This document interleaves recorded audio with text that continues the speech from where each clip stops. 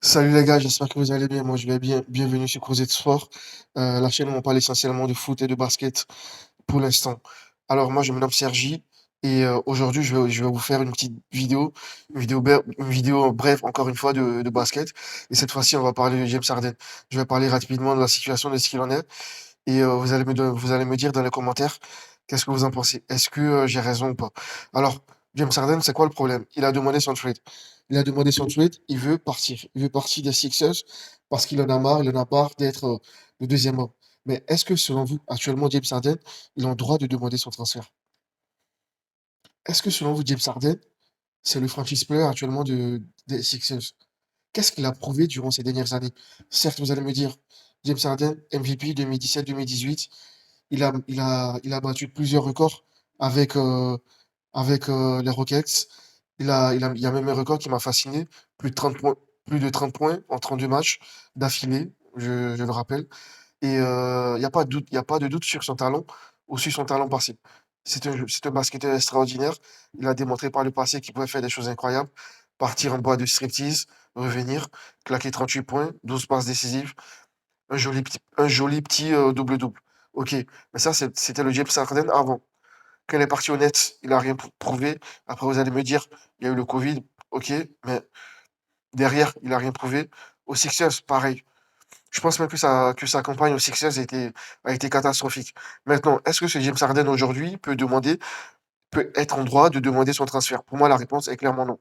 Ce n'est plus le joueur d'avant, ce n'est plus le joueur d'antan, ce n'est plus le joueur qui pouvait te faire changer des matchs, qui pouvait te porter du début jusqu'à la fin durant les matchs de playoff, même s'il n'a pas gagné de titre.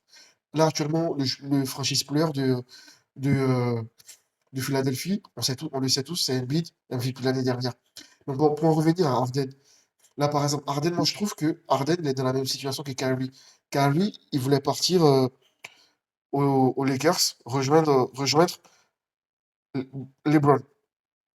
Le président des Nets, il a dit non, c'est pas à toi de décider parce que tu m'as fait vivre une misère cette saison. C'était la saison du Covid où il avait refusé de se vacciner. Bref, ça c'est une longue histoire. Et Harden, en fait, il était dans la même situation. Et pour moi, là, sincèrement, Kyrie, c'est un meilleur basketteur qu'Harden. Parce que là, Harden, le gars, il est fat, il est pas in shape, il prend pas soin de lui. Ses activités extrasportives ont plus d'impact que son activité sur le terrain, sur le parquet. Donc pour moi, sincèrement, c'est pas un joueur exemplaire. C'est pas un joueur en droit, en fait, actuellement, de demander son transfert. Et là, actuellement, non seulement il y a aucune équipe qui est sur lui, mais en fait, bon, il y a pas aucune équipe. Il y a les Clippers qui ont manifesté un intérêt parce que les deux stars n'arrêtent pas de se blesser. Mais le problème, encore une fois, et c'est pareil avec Damian Lillard, c'est que Philadelphie, ils veulent quelqu'un. Ils veulent quelqu'un en retour. Parce que Harden, il a 33 ans, hein. Harden, il a 33 ans. Et là, Philadelphie, ils ont demandé Terrence Mann. Terrence Mann, qui est un très bon basketteur, très bon jeune, qui a toute l'avenir encore devant lui. Donc, et évidemment, les Clippers, ils ont refusé. Parce que eux, en fait, ils sont un peu comme en Miami. Ce qu'ils veulent, c'est Harden gratuit. Ils, ils veulent pas une Harden, en fait, en échange de notre basketteur. Ça sert à rien. Harden, il a 33 ans. Harden, pour moi, sincèrement, je sais pas, franchement, je sais pas ce que l'avenir me réserve, mais je le vois pas gagner un titre. Je le vois pas gagner un titre parce que, franchement, il a les talents, il avait les talents, les compétences pour. C'était, c'est un basketteur magnifique, mais est-ce que il peut gagner, il peut mener une équipe là actuellement avec sa forme? Non, je crois pas. Je crois pas vraiment, et je pense que les Sixers font bien de lui montrer en fait c'est qui le boss, c'est qui le patron.